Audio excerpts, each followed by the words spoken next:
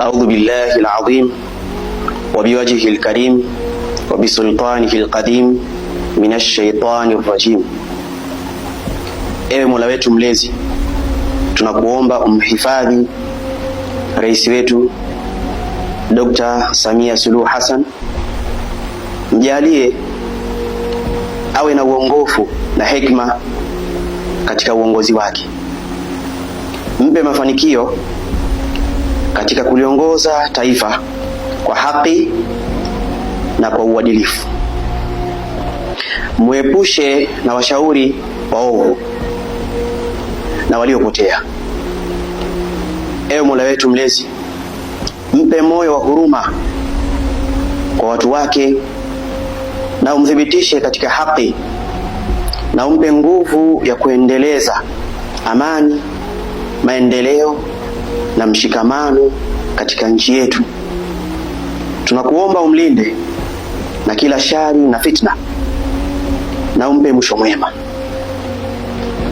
Ewe Mola wetu mlezi, rais wetu Samia Suluhu Hassan yupo mbali nasi, lakini yupo karibu nawe. Muepushe na shari zote, mjalie uongofu, mafanikio na watu wema wa kumsahihisha.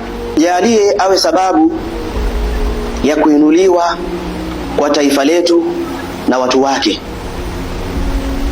Hivi ndivyo tunavyotakiwa kumwombea rais wetu Samia Suluhu Hassan. Allah muhifadhi, pamoja na nchi yetu pia ihifadhiwe. Amani, al-amnu ni kitu muhimu sana. Amani haipatikani kwa ugomvi, amani haipatikani kwa mavurugu. Jambo muhimu sana amani. Hivi tulivyo sasa hivi tunamshukuru Allah kwa sababu tupo na amani mpaka hivi sasa. Piga mfano katika baadhi ya nchi mbalimbali, kukosekana kwa amani vipi wanavyoishi.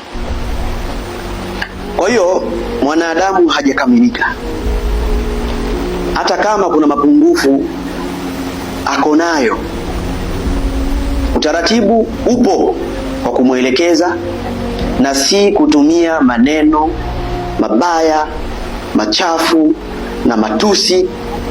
Uislamu wetu alhamdulillah hatujafundishwa hivyo, isipokuwa ni baadhi ya watu kwa sababu tu ya mafanikio yao na kula kwao wanaamua kuivunja amani kwa kitu kidogo. Kwa hiyo niombe wa Tanzania, ndugu, jamaa, marafiki, tumuombe rais wetu dua njema, nchi iwe na amani kama ilivyo.